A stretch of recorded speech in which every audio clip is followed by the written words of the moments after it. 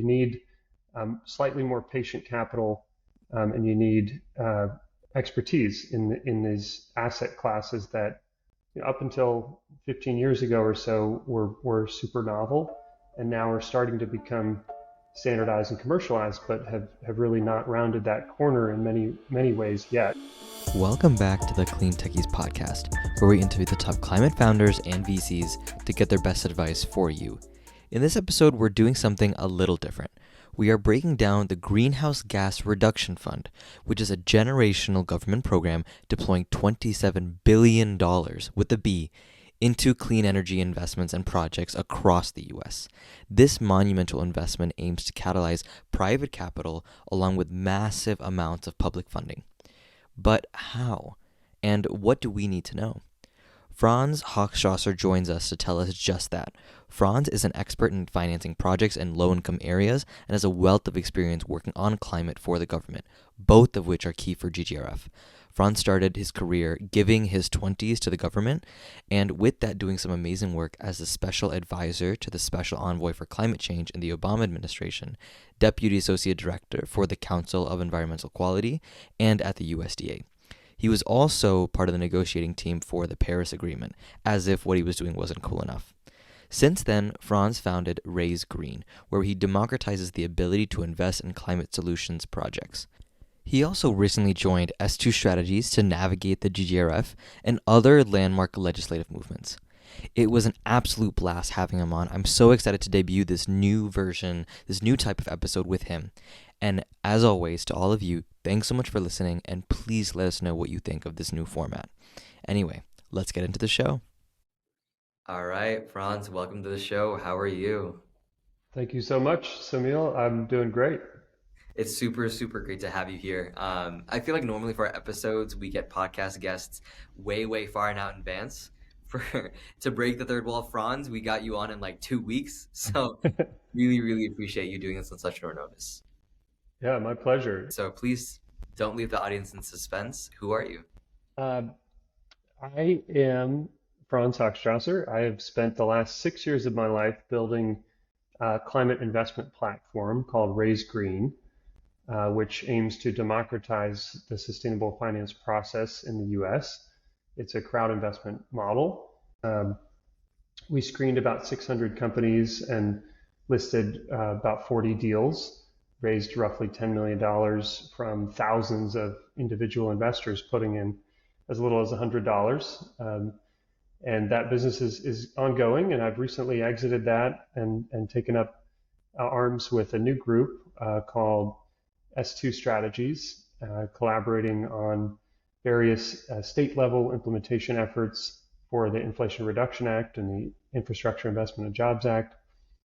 And all of that is preceded by about 9 years of my life dedicated. I often say I gave the government my 20s because I spent about 9 years working for President Obama, both on his campaigns back from the very start in Iowa in 2008 through his whole administration. We're here to talk about the Greenhouse Gas Reduction Fund. And so that's a very important piece of legislation that's come out, and hence the timeliness of this recording. So before we get too far, I'd love to hear in your words, what is the Greenhouse Gas Reduction Fund and why is it important? So to answer that question, I think you got to go back really to 2009 when the idea was first introduced in the legislature by Inslee and Markey, some of the original kind of climate champions. The idea really is that in order to finance climate technologies and get them to be deployed at a meaningful scale, you need a different approach to finance than the traditional commercial banking and private equity and now VC world. You need slightly more patient capital, and you need expertise in these asset classes that up until 15 years ago or so were super novel, and now are starting to become standardized and commercialized, but have really not rounded that corner in many ways yet. So fast forward, back in 2009, there was an idea that we should have this kind of national green bank of sorts to specialize in financing climate technologies and deploying those technologies. As with all things in the legislative world, they can take a long time to gestate and grow. And indeed, in this case, a long time turned into, I guess, about 15 years now.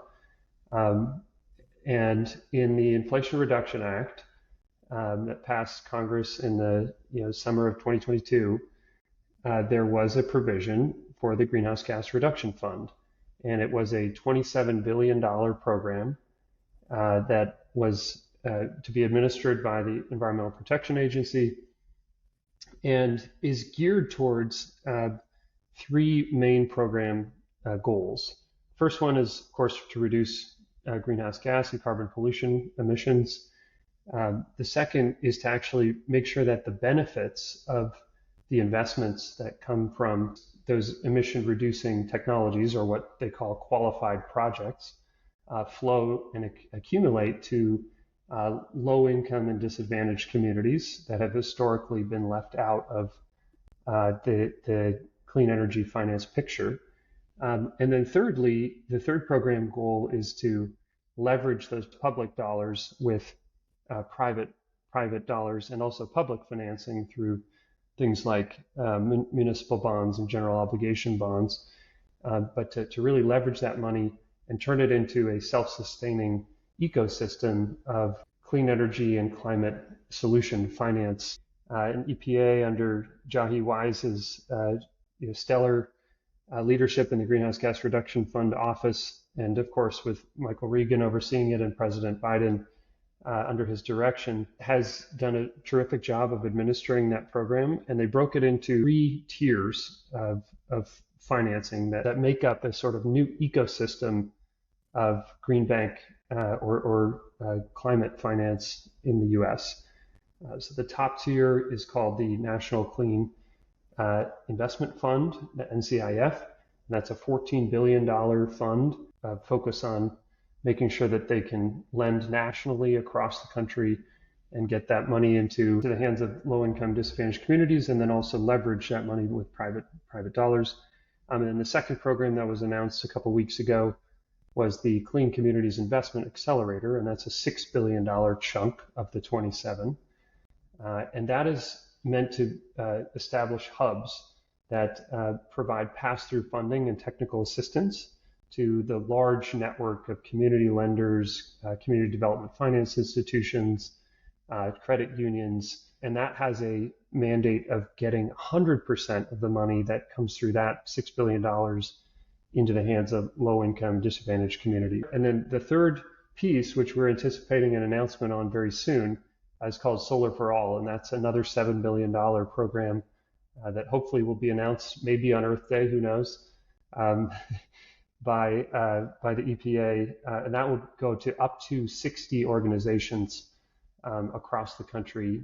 A lot of state-led coalitions have applied for that, but all of these entities are nonprofit entities, and it really establishes a first of its kind ecosystem of climate finance for the U.S. To power an equitable transition to a clean energy economy.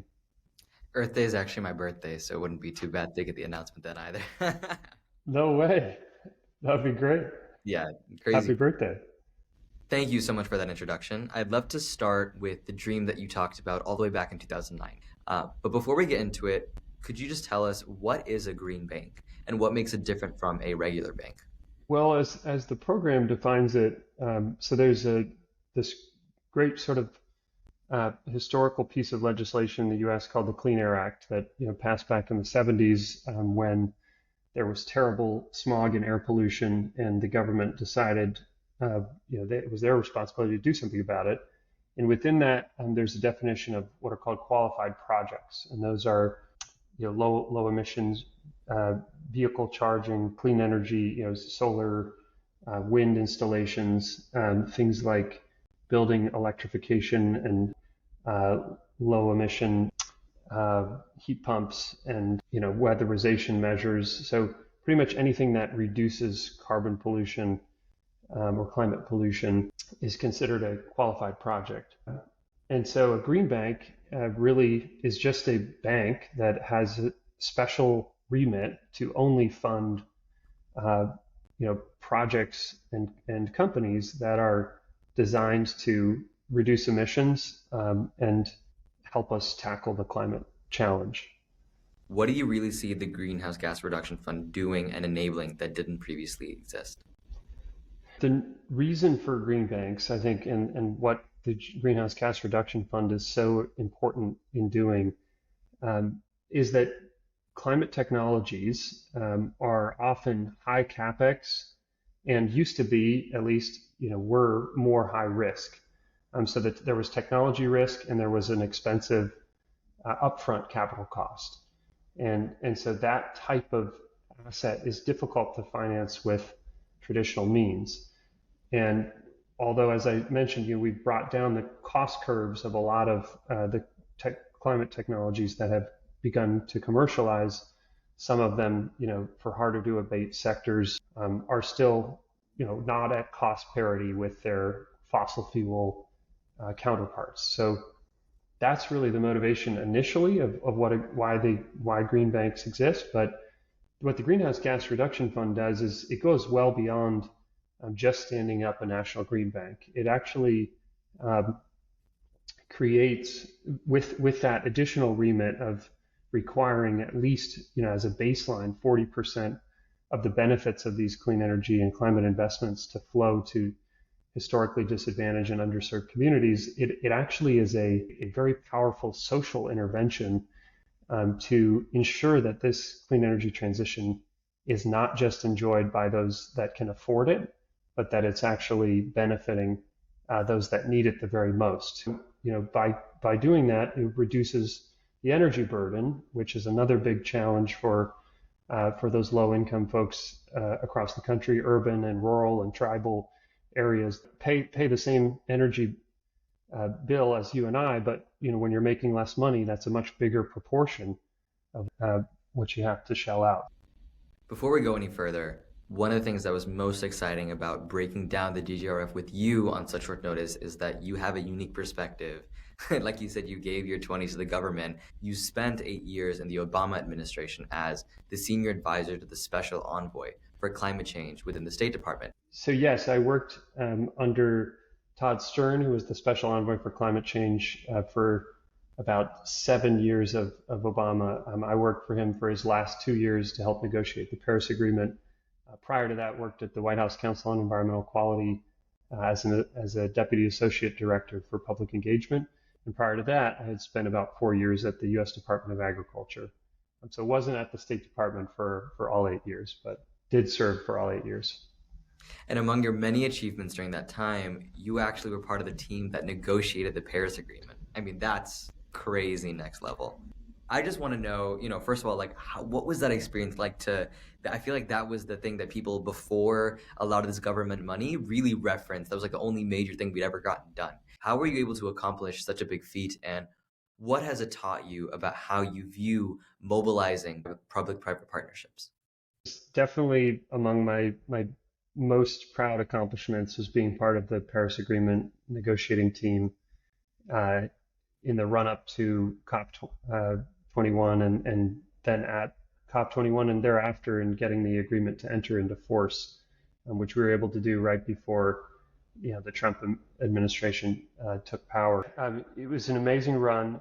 My wife, who now works in government, came home super late last night and was saying, we're working so hard. And I was like, yeah, that's like every day when we were working up in the run up to Paris.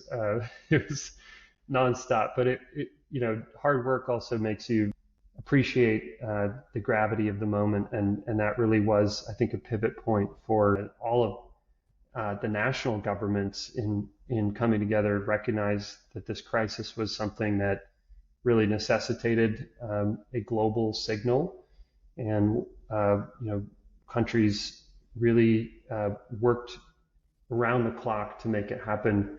What it teaches me about this fight is that, and it's a similar story with the Green Bank and the GGRF, is that you're not going to win this battle in a day or a week or a month. It takes years.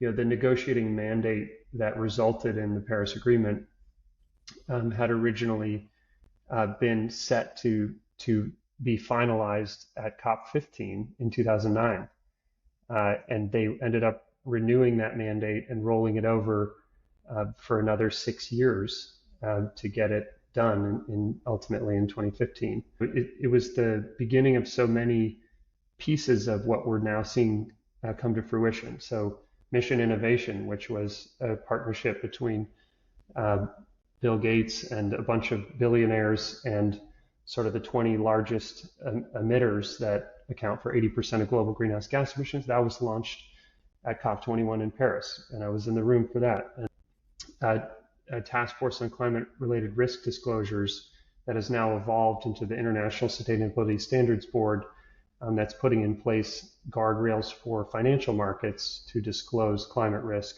That was also launched at COP21. It's now, we're coming up on the 9th anniversary of the Paris Agreement. And finally, the US has robust funding to, deploy the climate solutions that we need at scale. And, climate tech has been booming recently, even despite some of the headwinds in the venture market. And I think it's because there's this acknowledgement that it's not just the right thing to do from an environmental standpoint or from a social standpoint to confront this challenge. It's an imperative, and that imperative does create a tremendous opportunity for economic growth as well. One of the major tenets of GGRF is its community impact and its focus on mobilizing solutions, not only where it's applicable in normal financial situations, but also with an added emphasis on lower and middle income areas that don't necessarily, like you said, have the easiest time dealing with their energy burden. I get to see firsthand a lot of how people have to rethink the way that they do their investments to think from a community level. You, on the other hand, have exposure to that already through Raise Green. And it was really great to see your focus on community-driven project finance. One thing I wanted to ask was, how is that different than regular project finance, and how do you find that applicable to the work with GGRF? When I went back to grad school after the Obama administration ended, I felt this tremendous inspiration to implement against the Paris Agreement goals, and to do that, to me, it immediately went to a local level. There's a necessity because each one of these deployments, that is a bespoke, piece of technology that is installed on one place in the world, and that you can look at the distributed energy resources that get interconnected as pieces of that puzzle. To motivate that, there really is an individual need, at least that's, to some catalyst. We used to call them originators at Raise Green, the person who has the spark of the idea of, hey, we should put solar on that building. So someone has to have the idea, but then that person alone likely needs, a whole host of banking, accounting, insurance, tax equity, engineering, procurement, and construction, a whole host of other service providers, and then ultimately of community members to support them to get that project done. And so at Raise Green, we tried to be a way for anybody to create, fund, build, and run their own community scale climate project. The financing mechanism that we brought to bear at Raise Green was inclusive crowd investment. For as little as $100, you could put money into a deal and own a piece of that. And so that was our definition of community ownership, and a community benefit was a way for everyone to own that, because a lot of what had happened historically, whether it's clean energy or fossil energy, was that these big financiers from Wall Street or San Francisco would come in and develop a project. They'd put those local communities on a contract, a power purchase agreement of some kind, and that's an extractive capitalism where you're taking that money back out to pay off those investors, versus inclusive capitalism where you actually have those investors benefiting from the cash flows that come from that project. The ability of those churches and community centers and schools and nonprofits and small businesses to get financing and to get the technical assistance to deliver those projects was not something that existed 6 years ago as much as it does now, but now the GGRF is sort of a supercharge to all of that. And I think one of the most important things about what you mentioned is that at the end of the day, what this is meant to do is catalyze capital that wasn't previously in deployment. And like you said with the Green Bank, it allows you to be more risk friendly rather than being risk averse, which is where the financing usually sat. One thing I wanted to know is from your experience dealing with community driven financing, you're trying to make it more equitable and involved. And although that might not be the norm, there's clearly a need for that because being able to prop up those communities actually makes the energy transition friendly to all economic backgrounds. And given your work at Raise Green, I'm curious, what are some best practices that you've come to learn throughout your work in getting all of the stakeholders involved that you think people should be thinking about when deploying GGRF capital? That's a great question, Smil. There's been some great work through the Department of Energy's Community Power Accelerator to identify what they call meaningful benefits for community benefit. They've sort of broken down, and this we contributed a lot to that from our Raise Green hat back in the day. For one, the entrepreneur that is bringing the project in, whether it's a experienced project developer or a first-time, founder who's doing their first deal, where that person's from, who they are, and what type of assistance they might need in order to provide the materials that allow a lender to diligence them varies very considerably based on their background, their access to education, their access to legal advice, financial advice, tax advice, accounting advice. It was that there was a perceived risk in institutional finance about the way that those projects were presented or the completeness of the analysis and the modeling. And so we were very patient about that through our investment committee. We would always provide advice back to the project applicant about, if we were going to pass on moving a project through our investment committee, why it was that we were doing it. And then oftentimes we would make our best efforts to go out of our way to provide assistance to those developers to try to, cover some of those things that they might not have had up to snuff. And I think that's built into the GGRF programming in an incredible way, but it's still going to be a challenge. The announcements indicate that almost 70% of the funding that was announced is going to go to low-income or disadvantaged communities. Well, finding those projects and actually empowering and supporting those developers with what they need to deliver those projects is not going to be easy. Working hand in hand with the developer in many cases to finalize a model, to finalize an investment committee memo or a credit memo, and that's, I think, what it's going to take. You talked about support being a key reason that projects could succeed or fail. And a lot of what GGRF is asking us to do is invest and finance in ways, you put it perfectly, that are first of a kind. And so in your experience, I'd just love to know from you, how do you think that we can ensure that the investments into non-traditional areas, vulnerable communities that aren't normally invested in, how can we make sure that those investments are as financially viable as they can be? This is a great question. This is really at the heart of this program. I do think it takes a tremendous amount of, technical assistance is a little bit of a buzzword, but what does that actually mean? It's like, hey, let's provide you with a financial model that will work with you to put the inputs into and then run that model so that we can, as an investment committee or as a lender, understand, uh, for our purposes of how that project fits into our overall portfolio, um, whether it's whether it can withstand this amount of interest rate or this financing cost. And in many cases, it won't.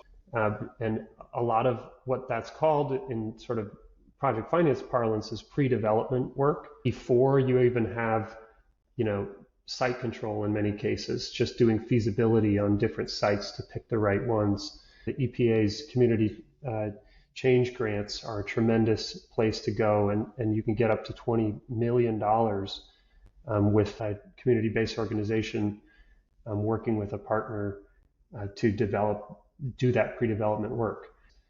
And then there's the carrots as well. There are a lot of great incentives in the IRA. Most of them are tax credit oriented.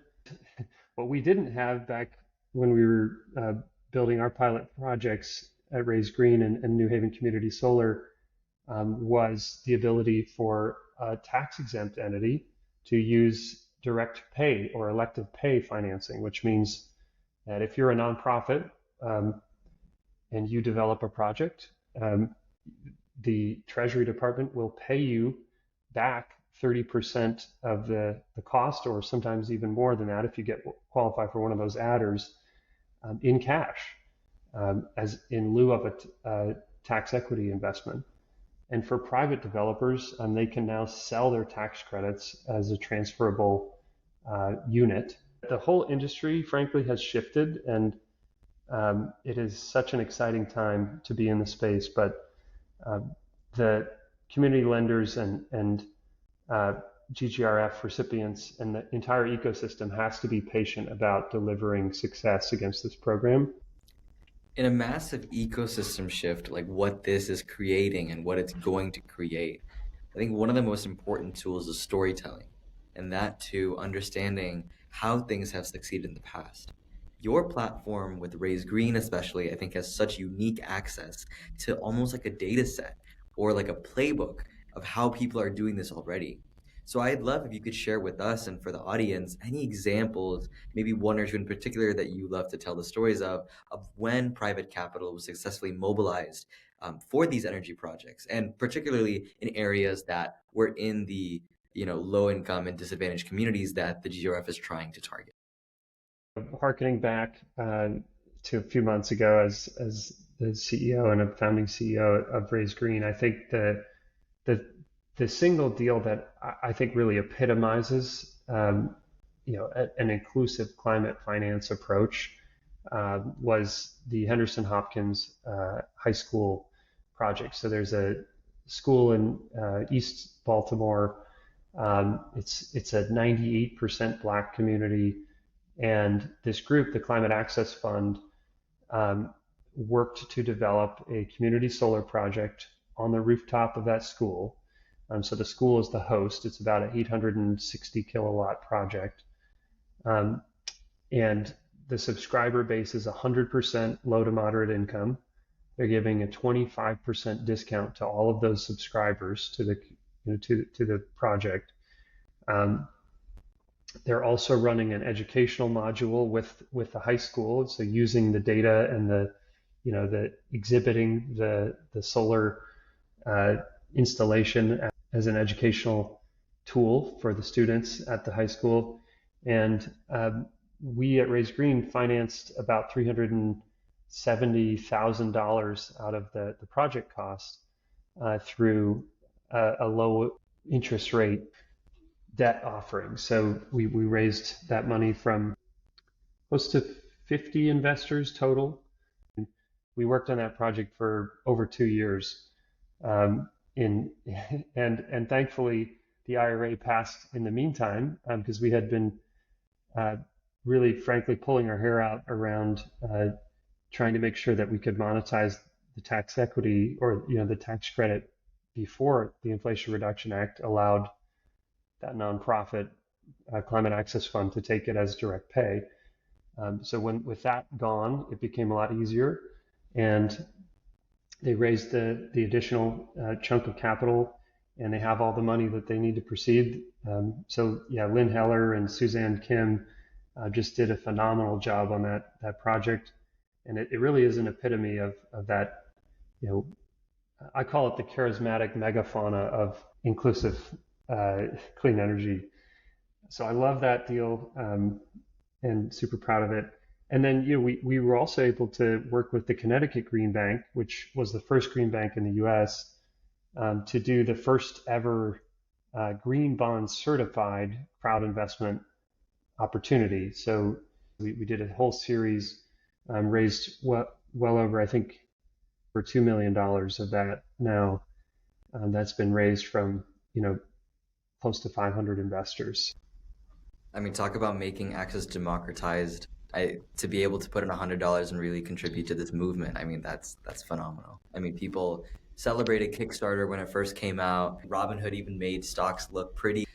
So just to see that trend happening here, we had Climatize on, another project investment platform, a little bit different than this in thesis, but it's very clear that this is really opening people's eyes into what investing can look like in sort of an alternative, non-traditional sense. We're also able to work with Donnell Baird, super charismatic and amazing founder, actually. And my worlds came full circle in working with him because I had run this program out of the White House Council on Environmental Quality called the Solar Champions of Change. And we had selected Donnell as a champion of change.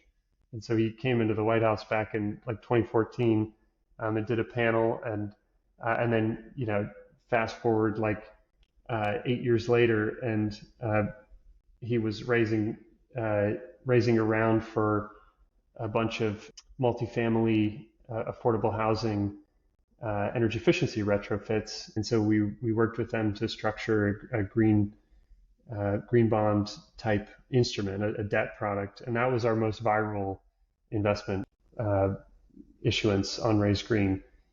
They raised like well over $2 million from hundreds of investors, and filled one of them in like 3 weeks. Well, as we wrap this up, it's been an amazing pleasure getting to talk to you about this. You have a perspective both on what you bring from a policy exposure, going back all the way back to the Obama administration, a number of different mechanisms within the government in terms of how do you mobilize action for climate change.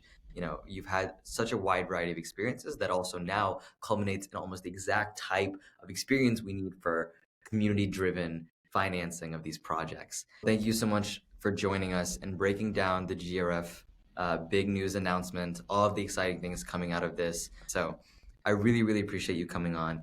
Before we sign off, where can the audience find you?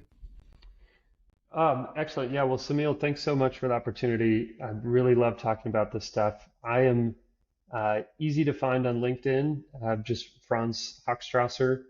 And then, if you want to email me, you can reach out through my LinkedIn account as well. I'm very responsive there. It's my favorite social media app. So would love to connect with folks that way. Amazing. Well, thank you. Thanks a lot.